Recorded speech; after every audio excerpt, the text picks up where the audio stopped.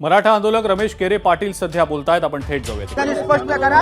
त्याच पद्धतीने आज आम्ही देवेंद्रजींना सांगितलं की भाजपची भूमिका काय आहे. मराठा समाजाला या ठिकाणी ओबीसीमधून आरक्षण भेटायला पाहिजे की नाही पाहिजे, ही चर्चा, हे निवेदन हे आम्ही देवेंद्र फडणवीस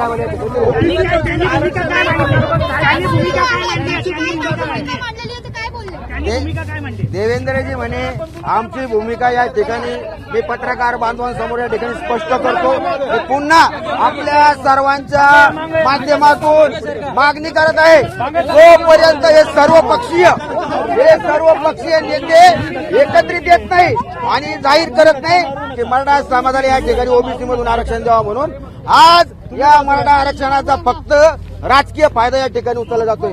देवेंद्रजी सोबत चर्चा करताना ते पण सांगितलं की देवेंद्रजी या महाराष्ट्रात शरद पवार साहेब हे 4 वेळेस मुख्यमंत्री राहिले. खरे मराठा आरक्षणाचे जर मारेकरी कोण असाल तर शरद पवार साहेब आहे. देवेंद्रजी तुम्ही सत्तेमध्ये आल्यानंतर 13% आरक्षण दिलं, सारथी दिली, अण्णासाहेब आर्थिक विकास महामंडळ दिलं. पण देवेंद्रजी आज महाराष्ट्रातल्या मराठा समाजाची मागणी आहे की मराठा समाजाला ओबीसीतून आरक्षण भेटायला पाहिजे. तुमची पक्षाची भूमिका आहे ती स्पष्ट करा.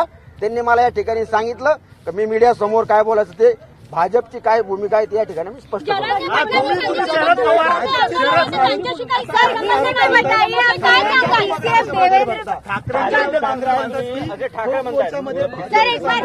आता मला सांगा, त्या दिवशी आम्ही कुठे गेलो मातोश्रीवरती, काय सांगितलं का हे आले भाजपचे.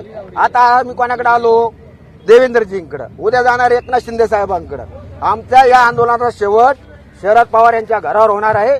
त्यामुळं कोणाला काय आरोप करायचे करू द्या. या महाराष्ट्रातल्या तमाम मराठा बांधवांना मी विनंती करतोय आणि सांगितलोय का मराठा समाजाच्या आरक्षणाचा राजकीय फायदा या ठिकाणी उचलला जात आहे. सगळ्या राजकीय पक्षांनी मराठा समाजाला ओबीसी मधून आरक्षण द्यावं. कारण मराठा क्रांती ठोक मोर्चाने कोणतं आंदोलन घेतलेलं हातामध्ये, जवाब दो मराठा समाजाला ओबीसी मधून आरक्षण भेटावं. अहो आता मला बऱ्याच जरांगे पाटील म्हणतात त्यांच्याशी माझे काही संबंध नाही. मी काय मागणी केली आहे, मराठा समाजाला ओबीसी मधून आरक्षण भेटावं ही मागणी मी केलेली आहे. का मग दुसरी मागणी केलेली मी जरांगे पाटलाला पण माझं या ठिकाणी सांगणं आहे की मराठा क्रांती ठोक मोर्चा आतापर्यंत तुमच्या प्रत्येक आंदोलनामध्ये मराठा क्रांती ठोक मोर्चा या ठिकाणी उभा राहिलेला आहे. आम्ही तुम्हाला पाठिंबा दिलेला आहे आणि येणाऱ्या काळात पण ज्या वेळेस तुम्ही आंदोलन करशाल त्यावेळेस मराठा क्रांती ठोक मोर्चा तुमच्या सोबत राहील. हा प्रश्न तुम्ही आता जरांगे पाटलांनाच विचारा. आता कोण फायदा घेतोय याचा सगळा आता कालचं उदाहरण घ्या. आपले प्रकाश आंबेडकर साहेब काय म्हणले की या आंदोलनाच्या मागे कोण आहे, शरद पवार. काय म्हणले बरं का, काय बोलले की या आंदोलनाच्या मागे प्रकाश आंबेडकर बोलले की या आंदोलनाच्या मागे शरद पवार साहेब आहे.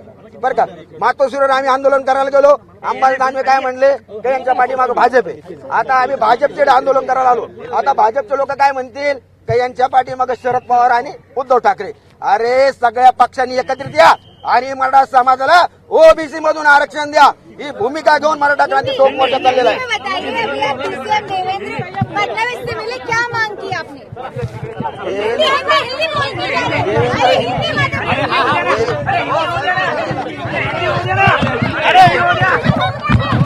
मराठा आरक्षणाबाबत भाजपनं आता त्यांची भूमिका स्पष्ट करावी अशी मागणी रमेश केरे पाटील यांनी केलेली आहे. मराठा समाजाला ओबीसीमधनंच आरक्षण मिळावं अशी आपली मागणी असल्याचं सुद्धा रमेश केरे पाटील यांनी स्पष्ट केलंय. एबीपी माझा, उघडा डोळे बघा नीट.